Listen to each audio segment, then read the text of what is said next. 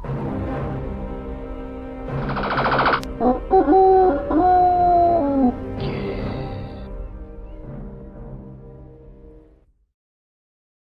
everyone, a very warm welcome to you. My name is Nick, we're on the ZX Spectrum and we're looking at Dizzy Down the Rapids. Yes, it's a Dizzy game published by Codemasters in 1991. Heavily influenced by the game Toobin, this one is by the Oliver twins I think.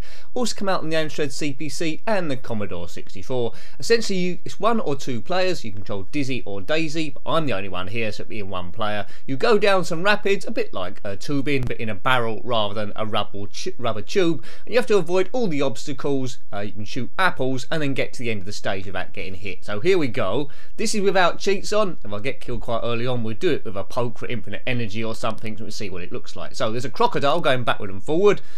This game is all about avoiding obstacles. You've got an energy bar there in the top right. So the top energy bar is what strength you've got left. The one below that is how many apples you've got. Because if you run out of apples, well, you can't throw them at anything.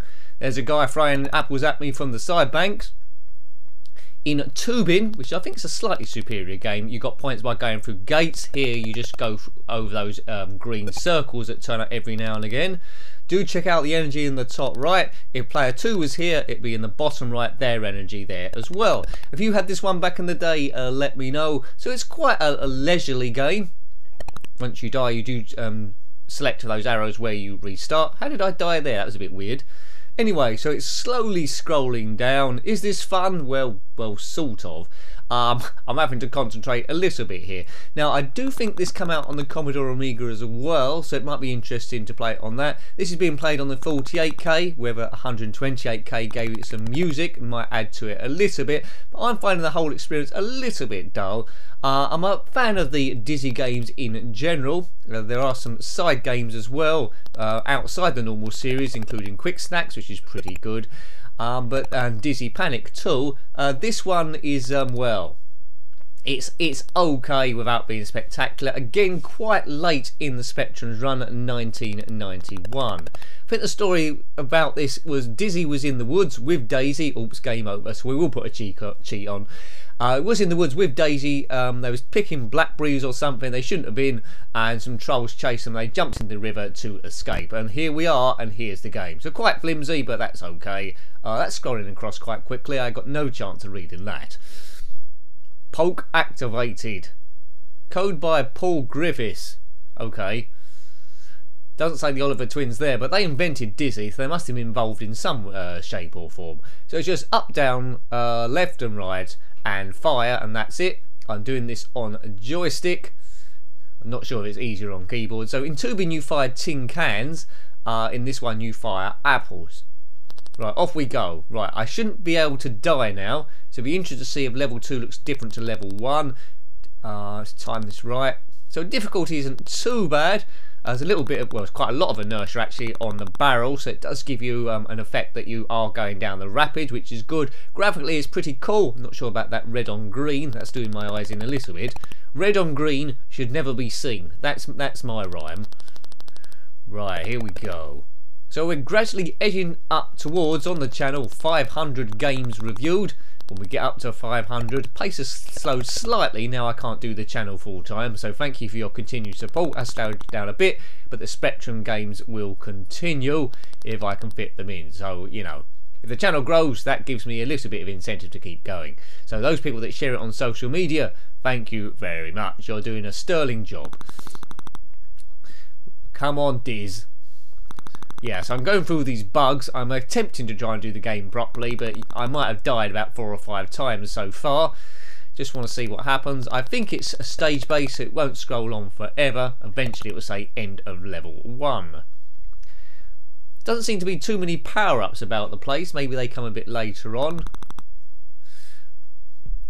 I think in the actual game there'll be logs going backward and forward there. There's someone in a sort of power barrel. Not sure what's happening there. But the game really does work better with 2 guys on rubber rings, because it's a bit like being in a theme park. This one's not there, and with that one as well, once you go a bit slow, an alligator will chase you. If you go slow here, I don't think there's really too much comeuppance. Or there's an apple, let's pick that up. You might just, well, lose a life or something. So sound effects as I would expect, really. I didn't own this one back in the day. I think 1991. I'd gone on to the Commodore Amiga by that stage. I don't remember seeing this in the shops either, but it wasn't a homebrew, it was a commercial release. Codemasters 1991 released quite a lot of good games. Now, Toobin was an arcade game ported by Domark in 1989 on the ZX Spectrum, so 2 years earlier, and it was an arcade machine from 1988 developed by Atari. So I'd like to give you all the information there. Colours are okay.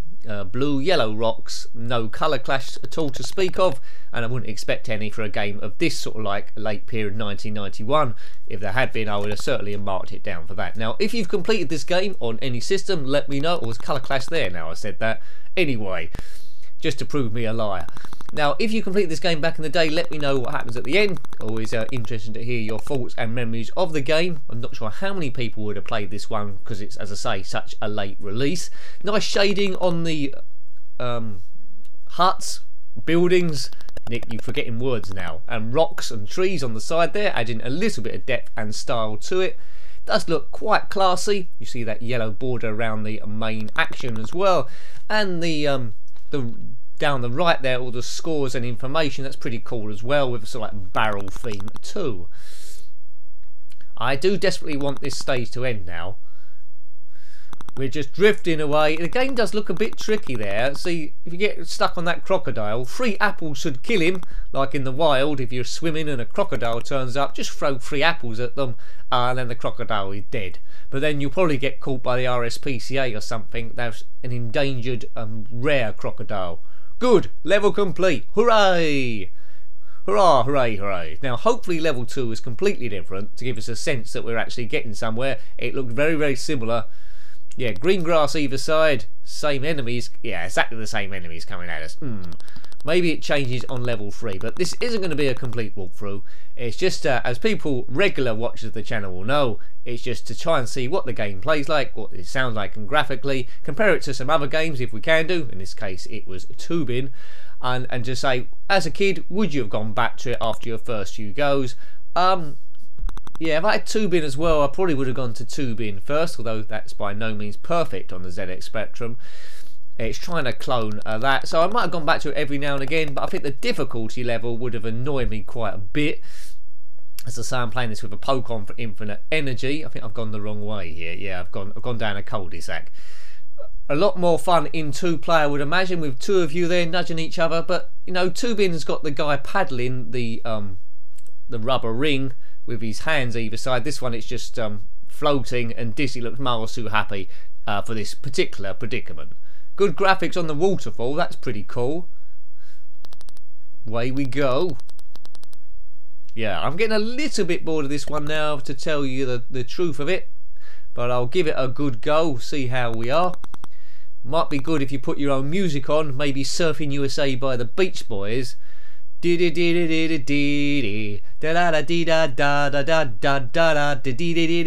getting mildly more exciting with that on. So music does lift a game. Obviously when it's not being sung by me, going diddly da da diddly da da da da da. But you know what I mean, don't you? Do you? Maybe I need a shrink. Right, lots of alligators in this river, just going backward and forward, backward and forward. They look like mutant alligators. I'm glad they made them white rather than green, because green wouldn't really stood out against the blue too well with the Spectrum colours, although it would have been a bit more realistic. And I've sunk again. I thought I had an infinite energy on, did I not? Well, anyway, I sunk. Not too many apples left. Level 2 does look very, very similar to level 1. We'll just complete this and then we'll say goodbye to the rapids. So do check out, I've reviewed all the Dizzy platformer games. They're quite similar to each other, but the nature of the puzzles are better on some than others. Also reviewed it on the Commodore Amiga as well, but 6 or 7 of those games. There is a brand new one on the ZX Spectrum, I think, for the next. I haven't reviewed quite yet. Right, here we go. Get the timing right. So yeah, I'm a bit disappointed that the enemies are exactly the same in this. In stage 2, Maybe it gets better on stage 10 or something. I'm not 100% sure how many stages there are in this one. If you know that, then put the information below, share the info, we all learn together. It's all about having a bit of fun here. It won't be perfect gameplay, as you might have noticed by now. It's about average gameplay, which I'm an average game playing dude. I think I am.